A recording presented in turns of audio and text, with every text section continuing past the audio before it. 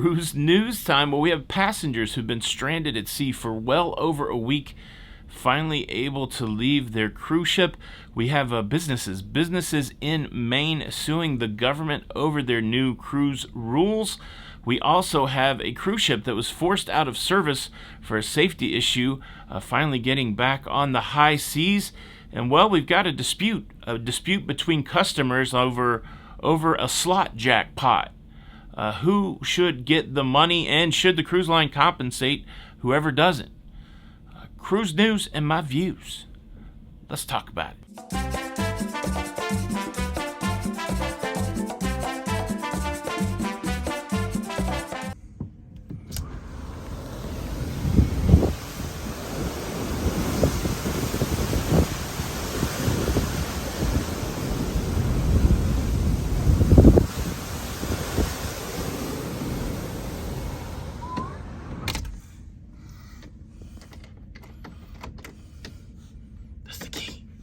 Hey, what's up, everybody? Welcome to Lido, Loca. I'm your host, Tony, here with the latest cruise news and views for your face on January the 4th, a Wednesday, 2023. That's right, for many of you, this is Tony from the future. I am somewhere in the Tasman Sea, and I have been for a couple days. It's rocking and rolling here, making my way to Milford Sound in New Zealand. And well, I'm 18 hours ahead of East Coast time. So as the time of the recording, it's 6:52 a.m. on Wednesday, January the 4th, 2023. Yes, it's still tripping me out. I am on a press trip cruise on Holland America Noordam. Holland America has paid for me to be on this cruise. Thank you, Holland America. And having a good time a couple days into it. Had a wonderful dinner at the Pinnacle Grill last night. And, well, more to talk about that later. Let's process through some cruise news. Cruise news story number one. Let's talk about passengers stranded at sea for well over 7 days, finally being able to dock. The reason they were stranded at sea is they were denied entry to several cruise ports because of biofoul. B-I-O-F-O-U-L. That's what my parents used to say about me when I was going through puberty. Put some deodorant on, boy, because you are biofoul. No, biofoul talks about algae and barnacles that form on the outside on the hull of ships.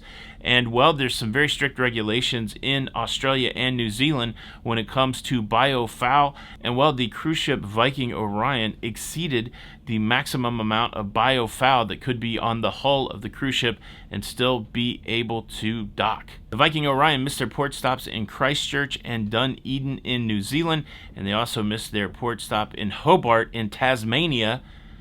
Real quick, here's the Tasmanian devil that I saw in Sydney. How about that? And also, when they went to return to Australia, Australian officials notified them that they would not be able to port in Australia until they took care of their biofoul issue. Viking Orion docked off the coast of Australia near Adelaide and sent divers underwater onto the hull to do a cleaning so that they could be allowed to enter into Australia. And well, after 7 days being stranded at sea, hundreds of passengers finally able to get off the cruise ship in Melbourne on Monday. That would be frustrating. There's going to be compensation given to the passengers on the Viking Orion. Essentially, they missed the majority of their port stops. Really just a very long, cruise to nowhere. I know I certainly would be frustrated. The cool thing about the press trip here is that we do have representatives from Holland that we can interface with, and well, maybe I did ask them how the hull was looking before we make our way to New Zealand, and it sounds like we're not going to have any trouble at all. A big event tomorrow morning. We're going to be going into the Milford Sound to enjoy the scenic views of the Sound. You have to be on deck probably like 5 a.m. for a 6 to 7 o'clock viewing. And I'm looking forward to that. Hopefully I can share some footage with you. They're very serious about everything here in Australia and New Zealand, as they should be. Just one example, even here in the cruise cabin, they have this warning: please do not take food from the ship ashore in New Zealand.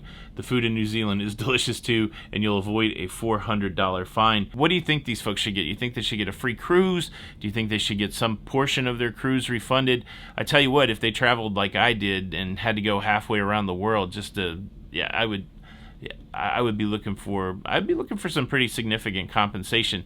It seems like being able to manage the biofoul should be part of the regular maintenance process, and something that certainly should be checked, since there are known rules in place for it, and it certainly impacted people on Viking Orion. How about that? Cruise news story number 2 takes us to Bar Harbor, Maine, where we've had a back and forth going on between elected officials and the voters and now businesses.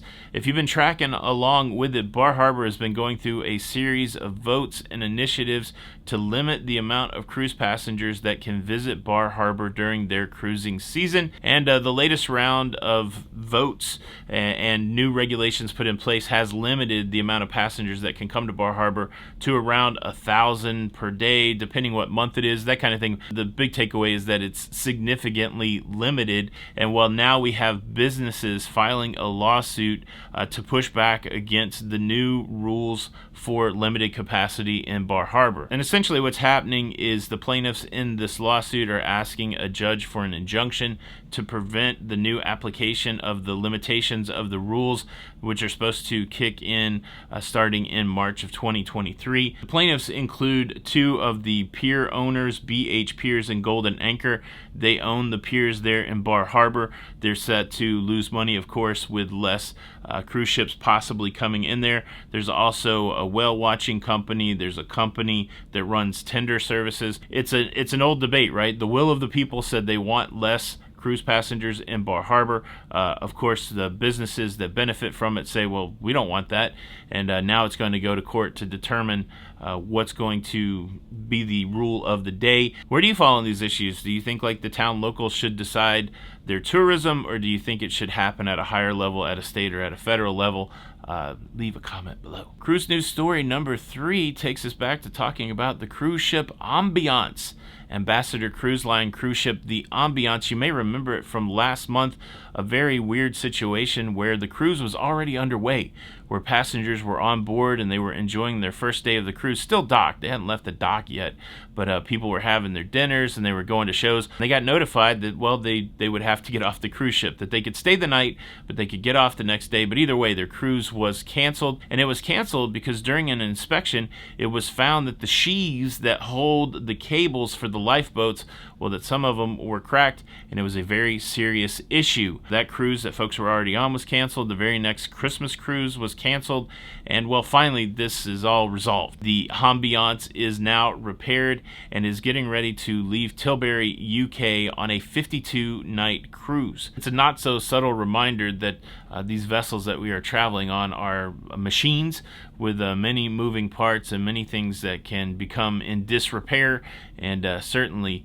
while we hope nothing goes wrong with our cruise vacation, well, mechanical issues, ship issues could be one of those things that alter our plans. You know, for such a long time over the last couple of years, the only thing that we thought about altering our cruising plans, you know, was the virus. But now we're back to other things altering our plans, and I guess that makes it feel a little normal, which is a good thing. But yeah, Tony from the edit here, in an ironic twist of fate. When I talked about cruising not being disrupted by the virus, I just got a knock on the door and I got to take a random COVID test, like right now. Here's the COVID test. It looks like there's 2, so I'm not sure if I have to take 1 or 2. It's a negative.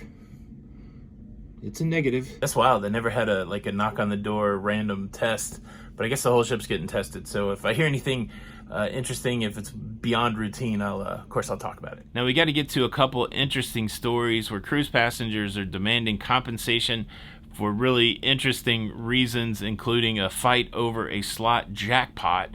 But before I do that, first a big shout out to all of the new subscribers from Australia and New Zealand. Seems that our presence here in the area, it's brought out a whole new set of the audience, and so welcome.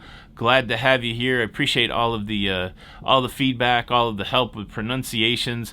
I even appreciate the people that think I shouldn't even be in the country. Somebody told me that because I only came to Sydney for a day, that I shouldn't have done that, I'm doing it wrong.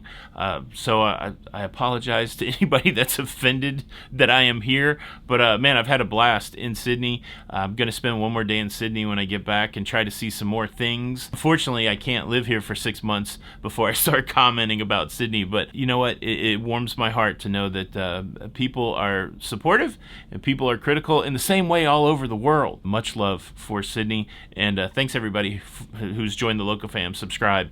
So glad to have you, and it gives me an opportunity to invite everybody else.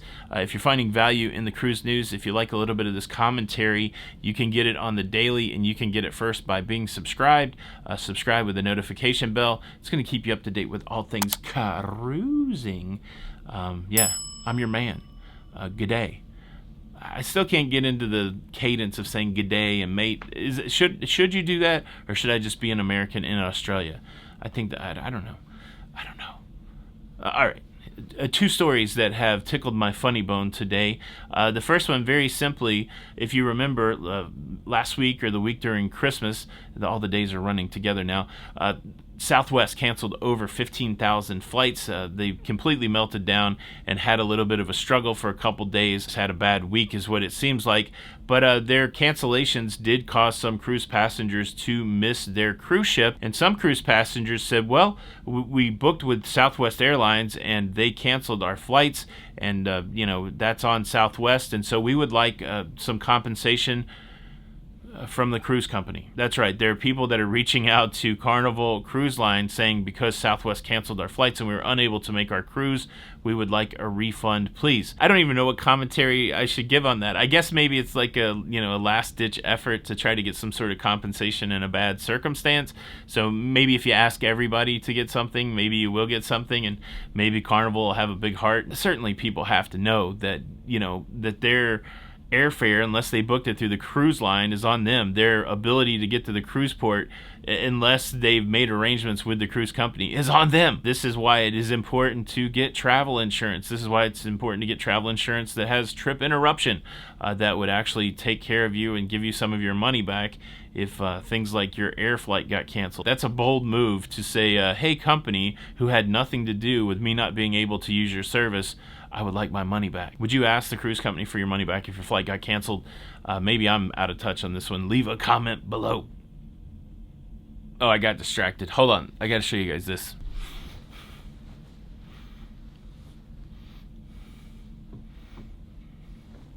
What do you think of this jacket? So, if you've tracked along with me at all, you know that I've basically given up on formal night on cruise ships. I don't like packing the extra clothes. I don't like, the whole getting dressed up and all that kind of stuff. But for this press trip, we have several events, and one of those included, of course, dinner last night in the Pinnacle Grill. It was dressy night. Still, I had to be a little bit rebellious, and I didn't go get a traditional jacket. I got this flamingo jacket, and well, here's what it looks like with the pink shirt and the blue tie. Shout out to my stylist, Johnny Clayco, for the tie recommendation. I think you picked out a good one. So yeah, let's talk about this last crazy scenario. Gentleman in the cruise casino is playing a slot machine, and he gets up and he leaves the slot machine. Another passenger sits down and plays the very same slot machine and hits a $400 jackpot. First passenger who was playing the slot machine notices that this other passenger wins the $400 jackpot and says, hey, look, that is my money. I left my drink by the slot machine holding it. I had to get up for a second. Person who won the $400, they're not just going to hand over the $400. So the original slot machine player, they go to the cruise casino demanding that they get their $400 for their missed jackpot. The cruise casino does not give it to them, and so now this person is taking it up the corporate ladder to see if they can get their $400 jackpot. Look, I got a niece that has this concept on lock. She is very astute to where she wants to sit, and sometimes you might be sitting in the spot that she wants to sit, and she won't really say anything about it, but she'll be very, she'll pay attention, and as soon as you get up, she'll sit down. When you come back and say, hey, I was sitting there a minute ago, she'll say, look, Uncle Tony, move your feet, lose your seat. Unless you have somebody hold the slot machine for you, which I don't know if that's even good etiquette to have somebody sit there not playing the slot machine. This reminded me of another story about an altercation on the Sky Princess. There was a gentleman there that said he kind of got into a fight about somebody holding a slot machine, and a slot attendant had to come and move the person off the machine. But that's it. Unless somebody that works for the casino is holding the slot machine for you, or sometimes you can, I guess, push the chair up against it, unless you make a big production that you're just going to the bathroom, then you get up, it's over, baby. The person that sat down lost $1,000. Would the guy come out of pocket for $1,000 and go, well, I was playing that machine, I would have lost $1,000? No, they would not. The etiquette on this, slot players out there in the world, how do you save your slot machine? And did slot player number 1, do they deserve the $400 that slot player number 2 won? And how would you have handled that situation? Leave a comment below. That's the show. I hope you enjoyed it. Do me a favor, smash the like button. This is Tony for Lido, Loca on the press trip for Holland America on the MS Noordam in the Tasman Sea, and bam, it's a I'm glad I don't get seasick. No, I shouldn't say that out loud, but fortunately I don't think I get seasick. But all right, we'll see you tomorrow. See you on the Lido. Bye.